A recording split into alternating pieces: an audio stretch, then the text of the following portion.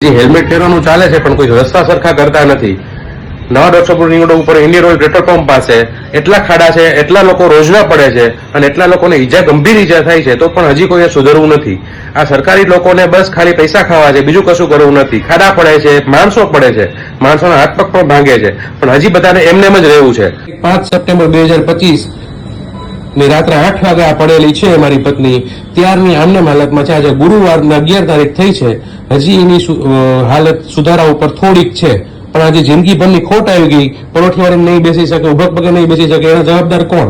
આ સરકારી લોકોને ખાલી પૈસા ખાવા છે, નાકી લોકોને કોઈ હિત રાખવું છે. કોઈના હિત વિશેની થોડી કઈ વાત કરો ને તો ભગવાન તમારું સારું કરે. ત્યાં એટલો બધો ટ્રાફિક હતો કે હું 5 મિનિટ બેઠી, મારથી ઊભું નહોતું થવાતું, તો પાછળથી બધા ટ્રક વાળા આવીને કે બેન ઉભા થઈ જાવ, કોક ચડાવી દેશે માથે. આ પગ ભાંગેલા, હાથ ભાંગેલા, કેવી રીતે માણસ ઊભું થઈ શકે? અહીંયા જે હાજર હતા ને બધા, એ 6-5 જણાએ મને ઊંચી કરીને, ટીંગાટોળી કરીને મને ખૂણામાં કીચડમાં બેસાડી, અને પેટ્રોલ પંપ વાળા બધા દોડી આવ્યા હતા. આ જો મારી પત્નીને ત્યાં જ એક્ઝેક્ટ એ જ જગ્યાએ ખાડામાં એની બાઇક સ્લીપ થઈ ગઈ, એક્ટિવા, જરા પણ સ્પીડ નહોતી, તો પણ એને ઓપરેશન આવ્યું છે, પગમાં પણ ઓપરેશન આવ્યું છે. જિંદગીભરી પરોઠીવાળી નહીં બેસી શકે. આનું વળતર કોણ આપી શકશે? જિંદગીભરનું એને આવી ગઈ છે ઈજા, હાથમાં લાગી ગયું છે, આંખ પણ માંડ રહી ગઈ છે. ત્યાં પેટ્રોલ પંપ પાસે એટલા ખાડા છે, કોઈ ચાલી નથી શકતું.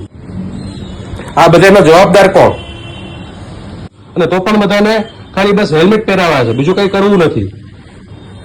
કાયદાનું ભાન બધા માટે સરખું હોવું જોઈએ. એમ નહીં કે સરકારી બાબુઓ છે તો એના માટે કઈક અલગ છે અને બીજા લોકો માટે અલગ છે. તમે લોકો તમારી પત્નીને છોકરાઓને લઈને નીકળો એકવાર, એટલે ખબર પડે કે કેટલું આવે છે, ખાડામાં કેટલું થાય છે. એકવાર પડે એટલે ખબર પડે કે તમારા ઘરના લોકો જયારે દુઃખી થાય છે ત્યારે કેવી હાલત થાય છે.